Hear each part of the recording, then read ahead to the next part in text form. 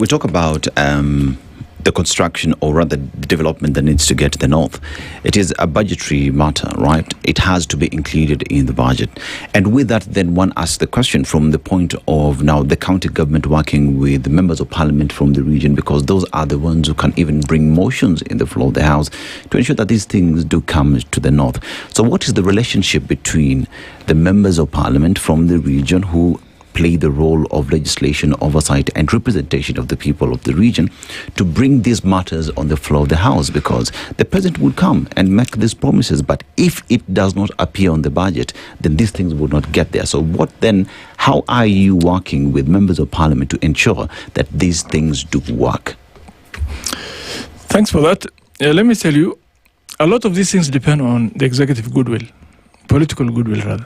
You might, shout until cows come home as a representative, but the executive at the top level, which we call the tone at the top, is very necessary. And the executive usually can frustrate anything at the top level because of that political might or the levers of power is with the executive largely. So the relationship between the elected leaders from the region and the president is all time good, very good for that matter. We had a very we have very rough political relations with the previous regime of Uhuru. But for this one, to appreciate and to give credit to President Ruto, he has really embraced the region.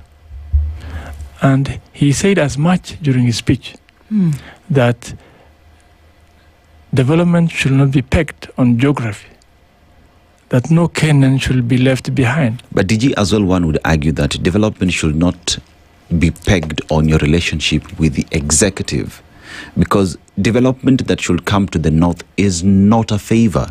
It is not a decision that should be made by the executive. It is the right of the people of Wajir, Mandera and Garissa. Therefore, with members of parliament who are representatives of the people, and if they do their job, then development should come to the north regardless of whoever is the president, you reckon? You say, there's a statement he said during his stay in Wajir, that the north didn't start during his term. The north was there. And remember, this is a very large space of Kenya. And this right was still there during Uhuru's time, during Kibaki's time, during Moi's time, during Kenyatta the First. This right was still there. So the tone at the top is quite necessary.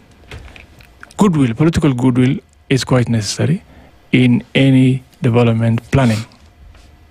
So while rights are there, goodwill and political goodwill and the tone at the top is quite necessary in any leadership, be it a company or government in place. So this is why we say that his tone is different. He embraced the region. He says Kenya should grow at par. And distribution, by the way, it's not just in the north, it is many parts of the country. But the north has specific history because of that exclusion component that has etched for more than a century.